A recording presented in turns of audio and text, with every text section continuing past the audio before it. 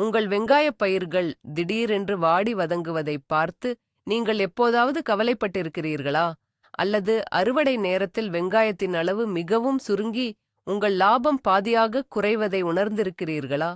இதற்கு என்ன காரணம் என்று நீங்கள் எப்போதாவது சிந்தித்தது உண்டா? வெங்காயம் நட்ட பிறகு நாம் எவ்வளவுதான் மருந்து அடித்தாலும் பலன் கிடைப்பதில்லை என்பதுதான் கசப்பான உண்மை. இன்று நான் உங்களுக்கு ஒரு மிகப்பெரிய ரகசியத்தை சொல்லப் போகிறேன். நோய்கள் மற்றும் பூச்சிகளை அழிப்பதற்கான உண்மையான வெற்றி வெங்காயம் நட்ட பிறகு இல்லை. அது வெங்காயம் நடுவதற்கு முன்பே தொடங்குகிறது. ஆம், நீங்கள் கேட்டது சரிதான். இந்த வீடியோவில் வெங்காயம் நடும் முன் நீங்கள் செய்ய வேண்டிய மிக முக்கியமான ஆனால் பலரும் தவறவிடும் சில ரகசிய வழிமுறைகளை நான் உங்களுக்கு தெளிவாக கூறப்போகிறேன். இதை நீங்கள் சரியாக பின்பற்றினால் உங்கள் வயலில் பூச்சிகள் மற்றும் நோய்கள் எட்டிப் பார்க்காது. அது மட்டுமல்ல, உங்கள் மகசூல் 2 மடங்காக அதிகரிக்கும் என்று நான் உறுதியளிக்கிறேன். உங்கள் விவசாய முறையை முற்றிலுமாக மாற்றப்போகும் அந்த ஆச்சரியமான உண்மைகளை தெரிந்து கொள்ள இந்த வீடியோவை இறுதி வரை முழுமையாகப் பாருங்கள். இது உங்களை நிச்சயம் சிந்திக்க வைக்கும். விஷயத்திற்குள் செல்வதற்கு முன் நாம் ஒரு சிறிய பின்னணியை புரிந்து கொள்வது மிக அவசியம். வெங்காயம் என்பது உலகெங்கிலும் பல ஆயிரம் ஆண்டுகளாக பயிரிடப்படும் ஒரு முக்கியமான சமையல் பொருளாகும். நமது முன்னோர்கள் விவசாயம் செய்தபோது அவர்களுக்கு ரசாயன உரங்களோ அல்லது வீரியமிக்க பூச்சிக்கொல்லிகளோ தேவைப்படவில்லை. அவர்கள் இயற்கையோடு இணைந்து மண்ணின் தன்மையை புரிந்து விவசாயம் செய்தார்கள். அவர்கள் எப்போதுமே வருமுன் காப்பதே சிறந்தது என்ற கொள்கையை உறுதியாக பின்பற்றினார்கள். ஆனால் இன்று நிலைமை தலைகீழாக மாறிவிட்டது. நாம் அதிக மகசூல் வேண்டும் என்ற ஆசையில் மண்ணின் ஆரோக்கியத்தை முற்றிலுமாக மறந்துவிட்டோம். இதன் விளைவாக இன்று மண்ணிலேயே பலவிதமான பூஞ்சான்களும் நூற்புழுக்களும் தீமை செய்யும் பாக்டீரியாக்களும் நிரம்பி வழிகின்றன. நீங்கள் எவ்வளவுதான் தரமான விதை வெங்காயத்தை வாங்கினாலும் உங்கள் மண் நோய்களின் கூடாரமாக இருந்தால் அந்த விதைகள் முளைக்கும் முன்பே அழிந்துவிடும். இதைத்தான் ஆங்கிலத்தில் சாயில் பார்ன் டிசீஸ், அதாவது மண்ணின் மூலம் பரவும் நோய்கள் என்று கூறுவார்கள். இந்த ஆபத்தான சுழற்சியை உடைக்க வேண்டுமென்றால் நாம் மீண்டும் நமது முன்னோர்களின் அறிவியலை இன்றைய நவீன தொழில்நுட்பத்தோடு சேர்த்து பயன்படுத்த வேண்டும். மண்ணை ஒரு உயிரோட்டமான தாயாக கருதி அவளை முதலில் குணப்படுத்த வேண்டும். அதற்கான தெளிவான மற்றும் எளிமையான வழிகளைத்தான் நாம் இப்போது ஒன்றன்பின் ஒன்றாக பார்க்கப் போகிறோம். முதல் படியாக நாம் மண்ணின் தன்மையை முழுமையாக புரிந்து கொள்ள வேண்டும். இது விவசாயத்தின் மிக முக்கியமான அடித்தளமாகும். நீங்கள் வெங்காயம் நடப்போகும் நிலத்தின் மண்ணை எப்போதாவது முறையாக பரிசோதனை செய்திருக்கிறீர்களா? பல விவசாயிகளும் இதை ஒரு தேவையற்ற மற்றும் கால விரயமான வேலை என்று நினைக்கிறார்கள். ஆனால் அது ஒரு மிகப்பெரிய கட்டுக்கதையாகும். உங்கள் நிலத்தின் மண் வளத்தை எந்திரங்களின் துணையின்றி தெரிந்து கொள்ளாமல் விவசாயம் செய்வது இருட்டில் கண்கள் கட்டப்பட்ட நிலையில் ஓட்டப்பந்தயத்தில் ஓடுவதற்கு சமம். வெங்காயப் பயிருக்கு மண்ணின் கார அமில நிலை, அதாவது BS அளவு 6.5 முதல் 7.5 வரை இருக்க வேண்டும். இதுதான் வெங்காயம் சிறப்பாக வளர மிகவும் ஏற்ற அளவாகும். மண் பரிசோதனை செய்வதன் மூலம் உங்கள் நிலத்தில் எந்த தாதுச் சத்துக்கள் குறைவாக உள்ளன, எந்த சத்துக்கள் அதிகமாக உள்ளன என்பதை நீங்கள் மிகத் துல்லியமாக அறிய முடியும். உதாரணத்திற்கு சொல்ல வேண்டுமென்றால், உங்கள் நிலத்தில் நைட்ரஜன் சத்து மிகவும் குறைவாக இருந்தால் வெங்காயத்தின் இலைகள் முன்கூட்டியே மஞ்சளாக மாறும் வாய்ப்பு அதிகம் உள்ளது. எனவே விதைகளை மண்ணில் விதைப்பதற்கு முன்பே மண்ணின் தன்மையை அறிந்து அதற்கேற்ப சரியான இயற்கை உரங்களை இடுவது உங்கள் வெங்காயப் பயிரை ஆரம்பத்திலேயே மிகவும் வலுவாக்கும். இது ஒரு சின்ன சாதாரண விஷயம் போல் உங்களுக்குத் தோன்றலாம். ஆனால் இதன் நேரடி தாக்கம் உங்களின் இறுதி மகசூலில் மிகப்பெரிய அளவில் இருக்கும். நோய்கள் உங்கள் பயிரை தாக்குவதற்கு முன்பே அந்த நோய்களை எதிர்த்து போராடும் இயற்கையான சக்தியை நாம் மண்ணிற்கு கொடுக்க வேண்டும். வலுவான அடித்தளம் இல்லாமல் ஒரு பெரிய வானளாவிய கட்டிடத்தை கட்ட முடியாது அல்லவா? அதுபோலவே சரியான மண் பரிசோதனை இல்லாமல் ஆரோக்கியமான மற்றும் லாபகரமான வெங்காயப் பயிரை நீங்கள் ஒருபோதும் வளர்க்க முடியாது. இதை நினைவில் கொள்ளுங்கள். இரண்டாவது மிக முக்கியமான விஷயம் நிலத்தை உழும் முறை மற்றும் கோடை உழவு ஆகும். பல நேரங்களில் நாம் அவசரமாக உழுதுவிட்டு உடனே நடவு செய்யத் தொடங்கிவிடுகிறோம். இது ஒரு மாபெரும் தவறாகும். வெங்காயம் நடும் நிலத்தை மிக ஆழமாக உழ வேண்டும். ஏன் தெரியுமா? மண்ணுக்குள் ஆழமாக மறைந்திருக்கும் பூச்சிகளின் முட்டைகள், கூட்டுப்புழுக்கள் மற்றும் தீமை செய்யும் பூஞ்சான்கள் அனைத்தும் ஆழமாக ஊழும்போதுதான் வெளியே வரும். கோடை காலத்தில் இந்த உழவைச் செய்தால் கொளுத்தும் சூரிய வெப்பத்தில் அந்த தீமையான கிருமிகளும் பூச்சிகளும் இயற்கையாகவே அழிந்துவிடும். இதை மண் வளப்படுத்துதல் அல்லது சாயில் சோலரைசேஷன் என்று சொல்வார்கள். ஒரு இருண்ட அறையில் பல நாட்கள் அடைபட்டிருக்கும் பொருளை வெளியே எடுத்து வெயிலில் வைப்பது போன்றதுதான் இது. மண்ணுக்கு வெளிச்சமும் காற்றும் மிக அவசியம். நீங்கள் மேலோட்டமாக உழுதால் கீழே உள்ள இறுக்கமான மண்ணில் வெங்காயத்தின் வேர்கள் ஆழமாக செல்ல முடியாது. வெங்காயம் என்பது ஒரு வேர் மற்றும் கிழங்கு வகை பயிர் என்பதை நீங்கள் மறக்கக்கூடாது. வேர்கள் எவ்வளவு சுதந்திரமாக மண்ணிற்குள் செல்கிறதோ அவ்வளவு பெரிய அளவிலான வெங்காயம் உங்களுக்கு கிடைக்கும். எனவே டிராக்டர் அல்லது கலப்பையை கொண்டு குறைந்தபட்சம் 2 அல்லது 3 முறையாவது நிலத்தை ஆழமாக உழுது மண்ணை நன்றாக பஞ்சு போல மாற்றுங்கள். மண் எவ்வளவு தளர்வாக இருக்கிறதோ அவ்வளவு எளிதாக வெங்காயம் எந்த தடையுமின்றி பெரிதாக வளரும். இது மகசூலை அதிகரிக்கும் மிக எளிய தந்திரமாகும். மூன்றாவது படியாக நாம் கவனிக்க வேண்டியது மக்கிய தோல் உரத்தின் பயன்பாடு. இயற்கை உரங்கள் என்று வந்தாலே நிறைய பேர் செய்யும் தவறு மக்காத சாணத்தை நேரடியாக வயலில் கொட்டுவதுதான். இது பயிருக்கு நன்மையை தருவதற்கு பதிலாக மிகப்பெரிய தீமையைத்தான் கொடுக்கும்.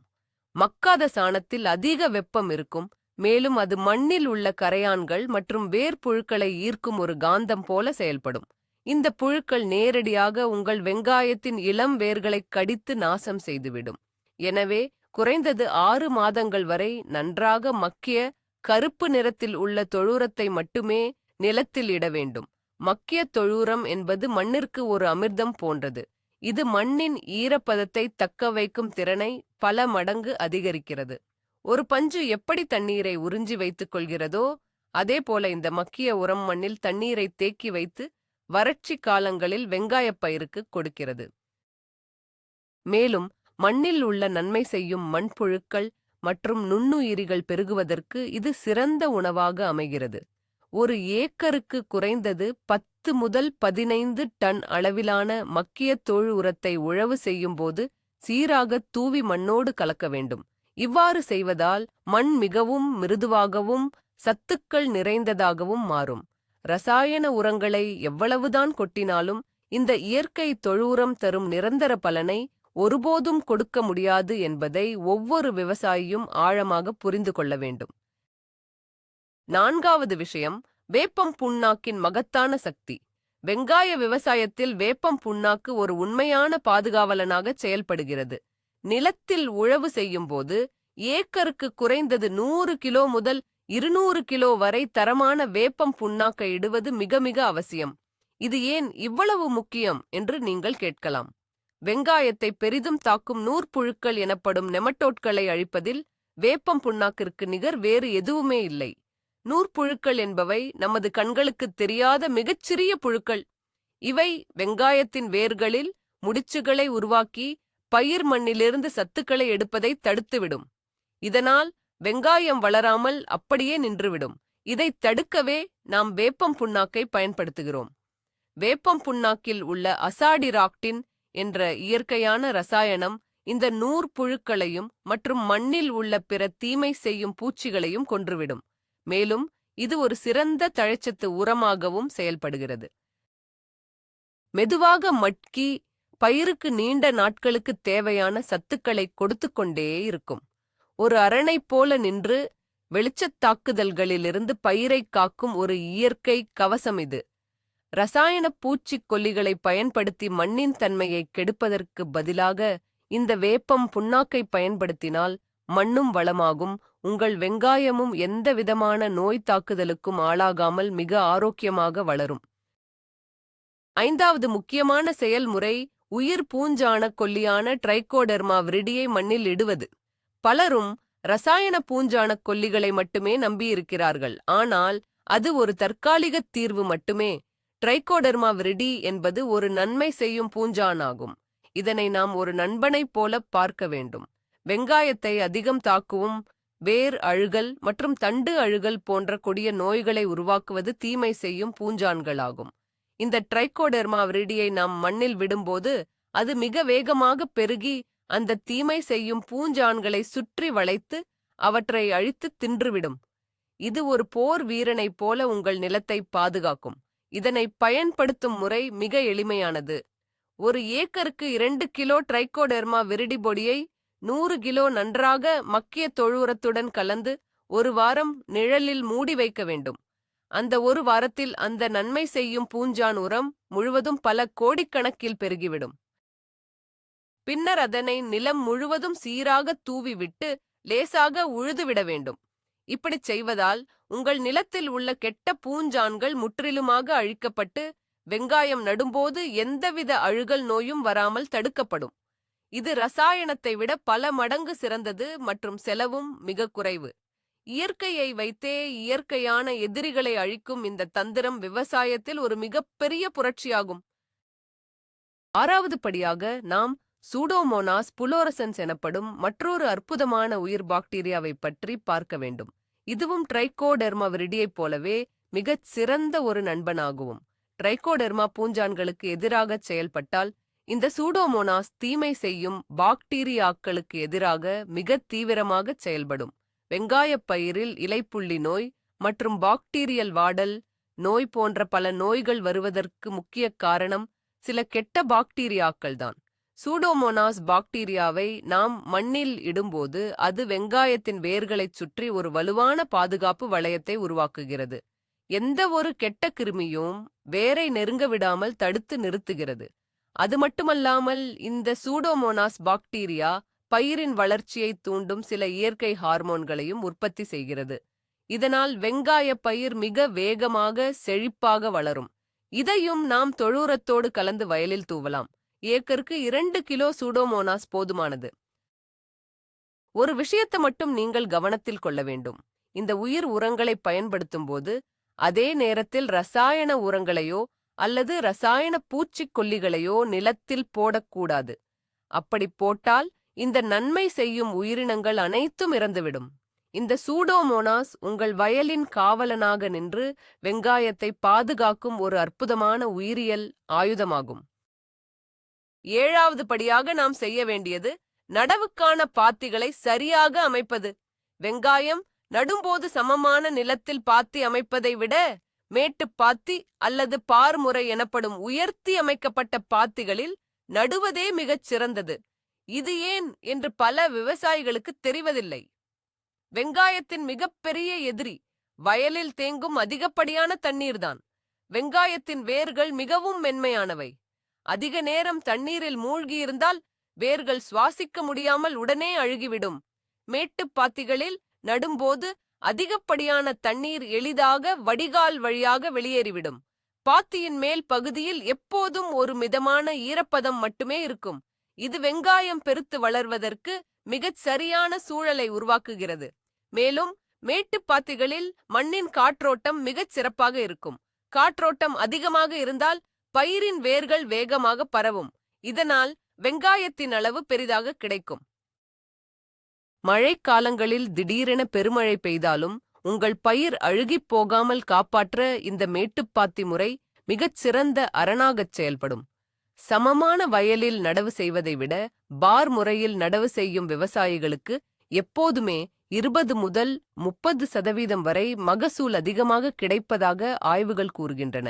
எனவே நிலத்தை நன்றாக உழுத பிறகு சரியான இடைவெளியில் மேட்டுப் பாத்திகளை அமைத்து நடவுக்குத் தயார் செய்யுங்கள். 8வது மிக முக்கியமான விஷயம் சரியான விதை வெங்காயத்தை தேர்வு செய்வது. இது உங்கள் விவசாயத்தின் வெற்றியையே தீர்மானிக்கும் ஒரு கட்டமாகும். விதை வெங்காயம் என்பது நமது அடுத்த தலைமுறைக்கான மூலதனம். இதில் நாம் எந்த சிறு தவறும் செய்துவிடக்கூடாது. நீங்கள் நடவுக்கு பயன்படுத்தும் வெங்காயம் நடுத்தர அளவிலானதாக இருக்க வேண்டும். ரொம்ப பெரிய வெங்காயத்தையும் தேர்வு செய்யக்கூடாது. ரொம்ப சிறிய வெங்காயத்தையும் தேர்வு செய்யக்கூடாது. பெரிய வெங்காயத்தை நட்டால் அது உடனே பூத்துவிடும். சிறிய வெங்காயத்தை நட்டால் அதிலிருந்து வரும் செடி மிகவும் மெலிதாக இருக்கும், மகசூலும் குறையும். எனவே நடுத்தரமான உறுதியான வெங்காயங்களை மட்டுமே விதையாக தேர்ந்தெடுக்க வேண்டும். மேலும் விதை வெங்காயம் குறைந்தது 2 மாதங்களாவது பழையதாக இருக்க வேண்டும். அறுவடை செய்த உடனேயே வெங்காயத்தை மீண்டும் விதையாக பயன்படுத்தினால் அதன் முளைப்புத்திறன் மிகக் குறைவாகவே இருக்கும். வெங்காயத்தின் தோல்கள் நன்கு காய்ந்து எந்தவிதமான அழுகலோ அல்லது கருப்பு புள்ளிகளோ இல்லாமல் பளபளப்பாக இருக்க வேண்டும். சந்தையில் குறைந்த விலையில் கிடைக்கிறது என்பதற்காக தரம் குறைந்த விதைகளை ஒருபோதும் வாங்கி நடாதீர்கள். அது உங்களுக்கு மிகப்பெரிய நஷ்டத்தை மட்டுமே தேடித்தரும். தரமான விதை வெங்காயத்தை தேர்வு செய்வதில்தான் உங்கள் முழு மகசூலின் ரகசியமும் அடங்கியுள்ளது. ஒரு சிறந்த போர் வீரனுக்கு கிடைக்கும் தரமான ஆயுதம் போல உங்கள் வயலுக்கு கிடைக்கும் தரமான விதைதான் விவசாயத்தின் முதல் வெற்றி. 9வது படியாக நாம் செய்ய வேண்டியது கெட்டுப்போன மற்றும் சேதமடைந்த விதை வெங்காயங்களை பிரித்து எடுப்பது. பல விவசாயிகள் இதை மிகவும் சாதாரணமாக நினைத்து வாங்கிய விதைகளை அப்படியே வயலில் நட்டுவிடுகிறார்கள். இது ஒரு மிகப்பெரிய தவறு. நீங்கள் நடப்போகும் விதை வெங்காய குவியலில் சில வெங்காயங்கள் மென்மையாகவோ அழுகியோ அல்லது சிறு காயங்களுடனோ இருக்கலாம். இவற்றை நாம் கண்ணும் கருத்துமாக பார்த்து பிரித்து எடுத்து எறிந்துவிட வேண்டும். ஒரு அழுகிய வெங்காயம் அதைச் சுற்றியுள்ள நல்ல வெங்காயங்களுக்கும் அந்த அழுகல் நோயை பரப்பிவிடும். அது மட்டுமல்லாமல் காயமடைந்த வெங்காயங்களை நடும்போது மண்ணில் உள்ள பூஞ்சான்கள் அந்த காயத்தின் வழியாக மிக எளிதாக உள்ளே நுழைந்து பயிரை அழித்துவிடும். எனவே நடவு செய்வதற்கு முந்தைய நாள் உங்கள் குடும்ப உறுப்பினர்களையோ அல்லது வேலையாட்களையோ வைத்து ஒவ்வொரு வெங்காயமாக பரிசோதித்து 100% தரமான கெட்டியான வெங்காயங்களை மட்டுமே தனியாக பிரித்து எடுக்க வேண்டும். இது கொஞ்சம் நேரம் எடுக்கும் வேலைதான் என்றாலும் இதைச் செய்வதன் மூலம் வயலில் முளைக்காத செடிகளின் எண்ணிக்கையை நாம் வெகுவாக குறைக்க முடியும். ஒவ்வொரு விதையும் முளைத்து ஒரு செடியாக வளர வேண்டும் என்பதுதான் ஒரு விவசாயியின் கனவு. அந்த கனவை நனவாக்க இந்த தரம் பிரிக்கும் வேலை மிக மிக முக்கியமானது. ஒரு கெட்டுப்போன விதை கூட உங்கள் வயலுக்குள் செல்லாமல் பார்த்துக் கொள்ளுங்கள். 10வது மிக முக்கியமான நுட்பம் வெங்காயத்தின் நுனியை லேசாக வெட்டுவது. இது பல பாரம்பரிய விவசாயிகள் செய்யும் ஒரு அற்புதமான மற்றும் எளிமையான தந்திரமாகும். விதை வெங்காயத்தை நடும்போது அதன் மேல் நுனிப்பகுதியை கத்தியால் மிகச் சிறிதளவு வெட்டிவிட்டு நட வேண்டும். இதை ஏன் செய்கிறார்கள் தெரியுமா? இவ்வாறு வெட்டிவிடுவதால் வெங்காயம் மிக விரைவாகவும் சீராகவும் முளைத்து வரும். வெங்காயத்தின் மேல் உள்ள காய்ந்த பகுதி சில நேரங்களில் முளைப்பதை தாமதப்படுத்தும்.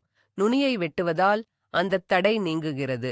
மேலும் இப்படிச் செய்வதால் ஒரு வெங்காயத்திலிருந்து ஒன்றுக்கும் மேற்பட்ட கிளைகள் மிக எளிதாக பிரிந்து வளர வாய்ப்பு அதிகம் உள்ளது. இதனால் உங்களுக்கு அதிக எண்ணிக்கையிலான வெங்காயங்கள் கிடைக்கும். ஆனால் இதில் கவனிக்க வேண்டிய மிக முக்கியமான விஷயம் என்னவென்றால் நுனியை மிகச் சிறிதளவு மட்டுமே வெட்ட வேண்டும். ஆழமாக வெட்டிவிட்டால் வெங்காயம் அழுகிவிடும் வாய்ப்பு உள்ளது. வெறும் அந்த காய்ந்த முனையை மட்டும் லேசாக நீக்கினால் போதும். இது ஒரு சிறிய வேலைதான் என்றாலும் முளைப்புத்திறனை 100% உறுதி செய்ய இந்த முறை மிகவும் உதவியாக இருக்கும். இதை தெரிந்து கொண்ட பல முன்னோடி விவசாயிகள் இன்றும் இந்த முறையை தவறாமல் பின்பற்றி வருகிறார்கள். சின்ன சின்ன விஷயங்களில்தான் மிகப்பெரிய வெற்றிகள் மறைந்திருக்கின்றன என்பதற்கு இது ஒரு சிறந்த உதாரணமாகும். 11வது கட்டமாக நாம் செய்ய வேண்டிய மிக மிக முக்கியமான செயல்பாடு விதை நேர்த்தியாகும். விதை நேர்த்தி செய்யாமல் எந்த ஒரு விதையையும் மண்ணில் விதைக்கக்கூடாது என்பது விவசாயத்தின் பொன்விதி. வெங்காயத்தை பொறுத்தவரை இது இன்னும் முக்கியம். முதலில் பாரம்பரிய முறைப்படி எவ்வாறு விதை நேர்த்தி செய்வது என்று பார்ப்போம். இதற்காக நாம் பஞ்சகவ்யாவை பயன்படுத்தலாம். பஞ்சகவ்யா என்பது பசுவிலிருந்து கிடைக்கும் 5 பொருட்களைக் கொண்டு செய்யப்படும் ஒரு அற்புதமான இயற்கை அமுதமாகும். 1 லிட்டர் தண்ணீருக்கு 30 மில்லி பஞ்சகவ்யா என்ற அளவில் கலந்து கொள்ள வேண்டும். அந்த கரைசலில் நாம் தேர்வு செய்து வைத்துள்ள விதை வெங்காயங்களை சுமார் 15 முதல் 20 நிமிடங்கள் வரை ஊற வைக்க வேண்டும். இவ்வாறு ஊற வைப்பதால் பஞ்சகவ்யாவில் உள்ள கோடிக்கணக்கான நன்மை செய்யும் நுண்ணுயிரிகள் வெங்காயத்தின் மேல் ஒரு கவசம் போல ஒட்டிக்கொள்ளும். இந்த நுண்ணுயிரிகள் விதைகளுக்கு அபரிமிதமான ஆற்றலை கொடுக்கின்றன. முளைப்புத்திறன் மிக வேகமாக இருக்கும். அது மட்டுமின்றி வேர்கள் மிக ஆழமாக வளர இது தூண்டுகிறது. மண்ணில் உள்ள எந்த ஒரு நோய்க்கிருமியும் இந்த பஞ்சகவ்யா கவசத்தை தாண்டி விதையை தாக்க முடியாது. இது விதைகளுக்கு ஒரு தடுப்பூசி போடுவதைப் போன்றது. எந்தச் செலவும் இல்லாமல் இயற்கையாகவே நமது விதைகளை நோய்களில் இருந்து பாதுகாக்கும் இந்த முறையை ஒவ்வொரு விவசாயியும் கட்டாயம் செய்ய வேண்டும். 12வது படியாக உயிர் பூஞ்சாணக் கொல்லிகளைக் கொண்டு எவ்வாறு விதை நேர்த்தி செய்வது என்று பார்ப்போம். ஒருவேளை உங்களிடம் பஞ்சகவ்யா இல்லை என்றால் நீங்கள் ட்ரைகோடெர்மா விரிடி மற்றும் சூடோமோனாஸ் ஆகியவற்றை பயன்படுத்தி கட்டாயம் விதை நேர்த்தி செய்ய வேண்டும். 1 கிலோ விதை வெங்காயத்திற்கு 10 கிராம் ட்ரைகோடெர்மா விரிடி மற்றும் 10 கிராம் சூடோமோனாஸ் என்ற அளவில் எடுத்துக்கொள்ள வேண்டும். இதனுடன் சிறிதளவு ஆரிய கஞ்சித் தண்ணீர் அல்லது வெல்லப்பாகு சேர்த்து நன்றாக கலந்து கொள்ள வேண்டும். இந்த பசையை விதை வெங்காயங்களின் மேல் நன்றாக படுமாறு பிசிறிவிட வேண்டும். கஞ்சி அல்லது வெல்லம் எதற்காக என்றால் அந்த உயிர் உரங்கள் வெங்காயத்தின் மேல் நன்றாக ஒட்டிக்கொள்வதற்காகத்தான். இப்படிச் செய்வதால் அந்த நன்மை செய்யும் பூஞ்சான்களும் பாக்டீரியாக்களும் நேரடியாக விதையோடு சேர்ந்து மண்ணுக்குள் செல்கின்றன. விதை முளைத்து வேர் விடும்போது இந்த நண்பர்களும் சேர்ந்தே வளர்ந்து வேரைச் சுற்றி ஒரு பலமான பாதுகாப்பு அரணை உருவாக்குகிறார்கள்.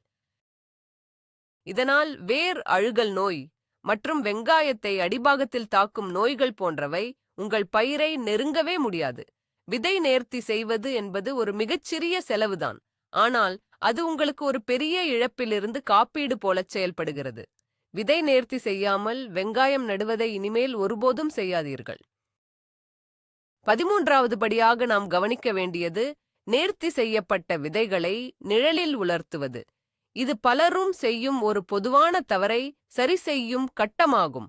விதை நேர்த்தி செய்தவுடனேயே அந்த ஈரமாக உள்ள வெங்காயங்களை நேரடியாக வயலில் கொண்டு போய் நடக்கூடாது, அல்லது அவற்றை கொளுத்தும் வெயிலிலும் காய வைக்கக்கூடாது.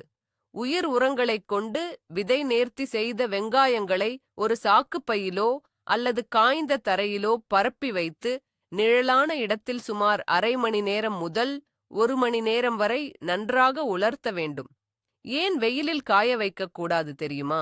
வெயிலின் அதிகப்படியான வெப்பம் நாம் விதையின் மேல் பூசியுள்ள ட்ரைகோடெர்மா மற்றும் சூடோமோனாஸ் போன்ற நன்மை செய்யும் நுண்ணுயிரிகளை உடனடியாக கொன்றுவிடும். நிழலில் உலர்த்தும்போது அந்த கஞ்சிப் பசை காய்ந்து நுண்ணுயிரிகள் வெங்காயத்தின் மேல் நிரந்தரமாக ஒட்டிக்கொள்ளும். விதைகள் லேசாக காய்ந்த பிறகு அவற்றை வயலில் நடும்போது முளைப்பு மிகவும் சீராக இருக்கும். இந்த நிழலில் உலர்த்தும் முறை உங்கள் விதை நேர்த்தியின் முழு பலனையும் உங்களுக்கு கிடைக்கச் செய்யும். அவசரப்பட்டு ஈரமாக நடுவதோ அல்லது வெயிலில் போடுவதோ நீங்கள் இதுவரை செய்த நற்பணிகள் அனைத்தையும் வீணாக்கிவிடும். எனவே நிழலில் காய வைப்பது என்ற இந்த சிறிய ஆனால் முக்கியமான விதியை எப்போதுமே நினைவில் கொள்ளுங்கள். 14வது விஷயம் பயிர் சுழற்சி முறை பற்றியது. வெங்காயம் நடும் முன் அந்த வயலில் இதற்கு முன் என்ன பயிர் பயிரிடப்பட்டிருந்தது என்பதை கவனிக்க வேண்டியது மிக மிக அவசியம். ஒரு மிகப்பெரிய கட்டுக்கதை என்னவென்றால், வெங்காயம் தொடர்ந்து ஒரே வயலில் நட்டால் அதிக லாபம் தரும் என்பதுதான். இது முற்றிலும் தவறு.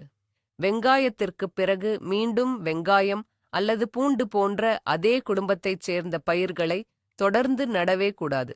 இப்படித் தொடர்ந்து ஒரே பயிரை நடும்போது வெங்காயத்தைத் தாக்கும் குறிப்பிட்ட பூச்சிகளும் நோய்க்கிருமிகளும் மண்ணில் நிரந்தரமாகத் தங்கி பல்கிப் பெருகிவிடும். இதனால் அடுத்த போகத்தில் நோய் தாக்குதல் பல மடங்கு அதிகமாக இருக்கும். இதைத் தடுக்க பயிர் சுழற்சி முறையை கட்டாயம் கடைபிடிக்க வேண்டும். வெங்காயம் நட்ட வயலில் அடுத்ததாக சோளம், கம்பு அல்லது தக்காளி, மிளகாய் போன்ற வேறு குடும்பத்தைச் சேர்ந்த பயிர்களை நட வேண்டும். இதனால் மண்ணில் உள்ள நோய்க் கிருமிகளின் வாழ்க்கைச் சுழற்சி உடைக்கப்படுகிறது. கிருமிகளுக்குத் தேவையான உணவு கிடைக்காமல் அவை தானாகவே அழிந்து விடுகின்றன. வெங்காயம் நடுவதற்கு முன் அந்த நிலம் சில மாதங்களாவது வேறு பயிரால் ஆக்கிரமிக்கப்பட்டு இருந்ததா என்பதை உறுதி செய்து கொள்ளுங்கள். இது இயற்கையாகவே பூச்சிகளைக் கட்டுப்படுத்தும் ஒரு மிகச் சிறந்த உத்தியாகும். நிலத்தை மாற்றி மாற்றி பயிரிடுவது நிலத்தின் வளத்தையும் கூட்டுகிறது. 15வது படியாக நாம் உயிர் உரமான அசோஸ்பைரில்லம் மற்றும் பாஸ்போபாக்டீரியா ஆகியவற்றின் பயன்பாட்டைப் பற்றி பார்க்கப் போகிறோம். வெங்காயம் நன்றாக பெருத்து வர வேண்டுமென்றால் அதற்கு தழைச்சத்தும் மணிச்சத்தும் மிக அவசியம். இதற்காக நாம் யூரியா மற்றும் TAB போன்ற ரசாயன உரங்களை அதிக அளவில் மண்ணில் கொட்டுகிறோம். ஆனால் இதற்கு பதிலாக நாம் அசோஸ்பைரில்லம் மற்றும் பாஸ்போபாக்டீரியா ஆகிய உயிர் உரங்களை பயன்படுத்தலாம். அசோஸ்பைரில்லம் காற்றில் உள்ள நைட்ரஜன் சத்தை எடுத்து பயிருக்கு இலவசமாக கொடுக்கிறது. பாஸ்போபாக்டீரியா மண்ணில் கரையாமல் வீணாக கிடக்கும் மணிச்சத்தை கரைத்து வெங்காயத்தின் வேர்களுக்கு கொண்டு சேர்க்கிறது. உழவு செய்யும் போதே ஒரு ஏக்கருக்கு தலா 2 கிலோ வீதம் இந்த 2 உயிர் உரங்களையும் தொழு உரத்தோடு கலந்து வயலில் இட வேண்டும். இது உங்கள் ரசாயன உரங்களுக்கான செலவை பாதியாக குறைப்பது மட்டுமல்லாமல் மண்ணின் வளத்தையும் அபரிமிதமாக பெருக்குகிறது. இந்த பாக்டீரியாக்கள் மண்ணில் நிரந்தரமாக தங்கி பயிர் வளரும் காலம் முழுவதற்கும் தேவையான சத்துக்களை சீராக கொடுத்து கொண்டே இருக்கும். வெங்காயம் திரட்சியாகவும் அதிக எடையுடனும் வளர இந்த உயிர் உரங்கள் ஒரு இயற்கை ஊக்கியாகச் செயல்படுகின்றன. உங்கள் வயலின் சத்துக்களை நிர்வகிக்கும் மிகச்சிறந்த மேலாளர்களாக இந்த நுண்ணுயிரிகள் செயல்படும் என்பதை நீங்கள் கண்கூடாக பார்க்கலாம். 16வது கட்டமாக நடவுக்கு முன் செய்ய வேண்டிய நீர் நிர்வாகத்தை பற்றி பார்க்க வேண்டும். வெங்காயம் நடும்போது நிலம் எந்த அளவுக்கு ஈரமாக இருக்க வேண்டும் என்பதில் பல விவசாயிகளுக்கு குழப்பம் உள்ளது. வறண்ட மண்ணில் வெங்காயத்தை நட்டுவிட்டு பிறகு தண்ணீர் பாய்ச்சுவது ஒரு சிலரின் வழக்கம். ஆனால் இது சிறந்த முறை அல்ல. பாத்திகள் அமைத்த பிறகு நடவு செய்வதற்கு 1 அல்லது 2 நாட்களுக்கு முன்பே வயலுக்கு நன்றாக தண்ணீர் பாய்ச்ச வேண்டும். இதை முன் தண்ணீர் அல்லது ப்ரீ இரிகேஷன் என்று சொல்வார்கள். தண்ணீர் பாய்ச்சிய பிறகு மண் லேசான ஈரப்பதத்திற்கு, அதாவது பதம் என்று சொல்லப்படும் நிலைக்கு வந்தவுடன் வெங்காயத்தை நட வேண்டும். ஏன் இப்படி செய்ய வேண்டும்? ஈரம் இருக்கும்போதே நடும்போது வெங்காயம் மண்ணில் மிக எளிதாக அமர்ந்து கொள்ளும். அதோடு வெங்காயத்தின் கீழ்ப்பகுதி குளிர்ந்த மண்ணில் படும்போது வேர்கள் மிக விரைவாக முளைத்து வரத் தொடங்கும். வறண்ட மண்ணில் நட்டு பிறகு தண்ணீர் விடும்போது சில வெங்காயங்கள் மிதக்க ஆரம்பித்துவிடும் அல்லது சாய்ந்துவிடும். மேலும் நடவு செய்த உடனே அதிகப்படியான தண்ணீர் விடுவது விதைகளை அழுகச் செய்துவிடும். எனவே சரியான பதத்தில் மண்ணில் ஈரம் இருக்கும்போது நடவு செய்வது 100% முளைப்புத் திறனை உறுதி செய்யும் மிக முக்கியமான ஒரு கலையாகும். தண்ணீர் என்பது பயிருக்கு உயிரென்றாலும் அதை கையாளும் விதத்தில்தான் வெற்றியே உள்ளது. 17வது முக்கியமான படியாக நாம் பார்க்கவிருப்பது வெங்காயம் நடுவதற்கான சரியான இடைவெளி மற்றும் ஆழம். நிறைய விவசாயிகள் அதிக மகசூல் வேண்டும் என்ற பேராசையில் மிக நெருக்கமாக வெங்காயங்களை நட்டு விடுவார்கள். இது ஒரு பெரிய தவறாகும். செடிகளுக்கு இடையே சரியான இடைவெளி இல்லை என்றால் அவை உணவுக்காகவும் சூரிய ஒளிக்காகவும் தங்களுக்குள்ளேயே சண்டையிட்டுக் கொள்ளும். மேலும் காற்றோட்டம் இல்லாததால் இலைப்பேன் போன்ற பூச்சிகள் மிக எளிதாக பெருகிவிடும். எனவே செடிக்குச் செடி குறைந்தது 10 சென்டிமீட்டர் முதல் 15 சென்டிமீட்டர் வரை இடைவெளி இருக்குமாறு நட வேண்டும். வரிசைக்கு வரிசை 15 சென்டிமீட்டர் இடைவெளி இருப்பது மிகச் சிறந்தது. இந்த இடைவெளி வெங்காயம் முட்டி பெருத்து வளரத் தேவையான இடத்தை கொடுக்கிறது. அடுத்து நடும் ஆழம். வெங்காயத்தை மிக ஆழமாக மண்ணுக்குள் புதைத்து விடக்கூடாது. வெங்காயத்தின் 1/3 பங்கு அல்லது பாதி அளவு மட்டுமே மண்ணுக்குள் இருக்க வேண்டும். மேல் பகுதி மண்ணுக்கு வெளியே லேசாக தெரிய வேண்டும். மிக ஆழமாக நட்டால் முளைத்து வர தாமதமாகவும் சில நேரங்களில் முளைக்காமலேயே மண்ணுக்குள் அழுகிவிடும். ரொம்ப மேலோட்டமாக நட்டாலும் வேர் பிடிக்காமல் சாய்ந்துவிடும். எனவே சரியான இடைவெளியும் சரியான ஆழமும் ஒரு சிறந்த நாற்றங்கால் போல் உங்கள் வயலை மாற்றும். ஒவ்வொரு செடியும் சுதந்திரமாக சுவாசித்து வளர நாம் வழிவகை செய்ய வேண்டும். 18வது ரகசியம் வரப்பு பயிர்கள் மற்றும் பொறிப்பயிர்களை நடுவதாகவும். இது இயற்கையாகவே பூச்சிகளை கட்டுப்படுத்தும் ஒரு மிகச் சிறந்த முறையாகவும். உங்கள் வெங்காய வயலைச் சுற்றி வரப்புகளில் அல்லது வயலின் ஓரங்களில் சாமந்தி பூச்செடிகளை நட வேண்டும். இது பார்ப்பதற்கு அழகாக இருப்பது மட்டுமல்ல, இதற்கு பின்னால் ஒரு பெரிய அறிவியல் ஒளிந்துள்ளது. சாமந்தி செடியின் வேர்கள் ஒருவித ரசாயனத்தை மண்ணில் வெளியிடும். இந்த ரசாயனத்தின் வாசனை வெங்காயத்தின் வேர்களை தாக்கும் கொடிய நூற்புழுக்களை வயலை விட்டே ஓடச் செய்யும். இது ஒரு இயற்கையான நூற்புழு விரட்டியாகச் செயல்படுகிறது. அதேபோல வயலைச் சுற்றி 2 வரிசைகளில் மக்காச்சோளத்தை நெருக்கமாக நட வேண்டும். மக்காச்சோளம் உயரமாக வளர்ந்து ஒரு வேலி போலச் செயல்படும். வெங்காயத்தை தாக்கும் அசுவினி மற்றும் த்ரிப்ஸ் போன்ற சிறிய பூச்சிகள் காற்றில் அடித்து வரப்படும்போது அவை முதலில் இந்த உயரமான மக்காச்சோளச் செடிகளில் பட்டு அங்கேயே தங்கிவிடும். உள்ளே இருக்கும் உங்கள் மென்மையான வெங்காயப் பயிரை அவை நெருங்கவே முடியாது. எனவே கொடிய பூச்சிகளுக்கான ஒரு பொறியாக இந்த மக்காச்சோளம் செயல்படுகிறது.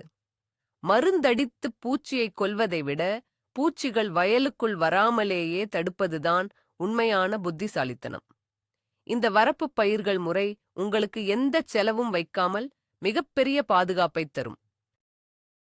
19வது முக்கியமான கட்டம், களை முளைக்கும் முன் செய்ய வேண்டிய கட்டுப்பாடு. வெங்காய விவசாயத்தில் களைகள்தான் பயிரின் மிகப்பெரிய எதிரிகள். வெங்காயத்தின் வேர்கள் ஆழமாகச் செல்லாததால் களைகள் மிக எளிதாக மண்ணில் உள்ள எல்லா சத்துக்களையும் தண்ணீரையும் உறிஞ்சிவிடும். களைகள் வளர்ந்த பிறகு அவற்றை பிடுங்குவது மிகவும் சிரமமான மற்றும் அதிக பொருட்செலவு பிடிக்கும் வேலையாகும்.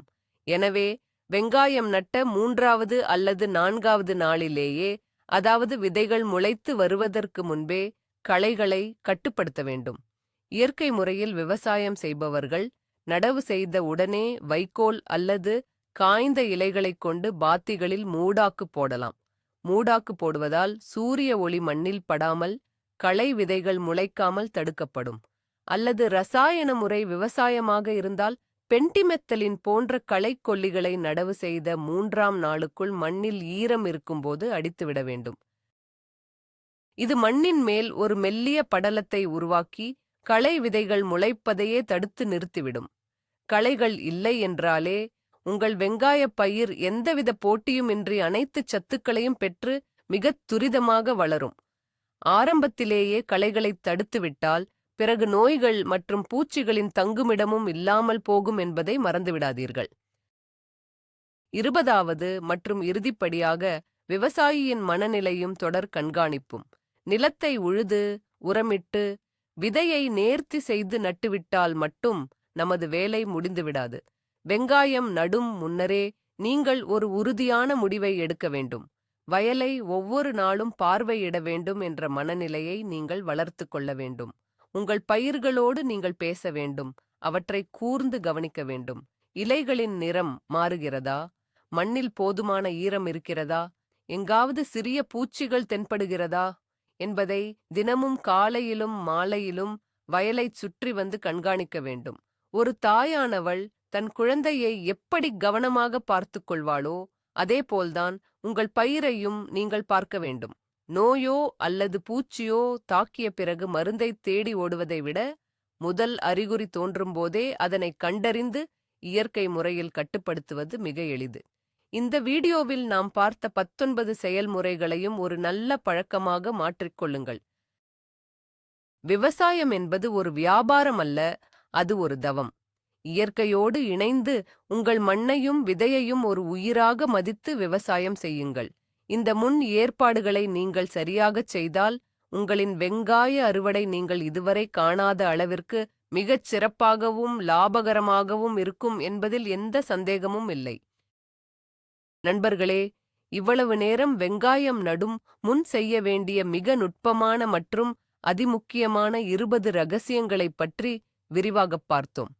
மண் பரிசோதனை செய்வதில் தொடங்கி விதைகளை தரம் பிரித்து உயிர் உரங்களால் அவற்றை நேர்த்தி செய்து பாத்திகளைச் சரியாக அமைத்து நடுவது வரை ஒவ்வொன்றும் ஒரு அறிவியல் கலை என்பதை இப்போது நீங்கள் உணர்ந்திருப்பீர்கள்.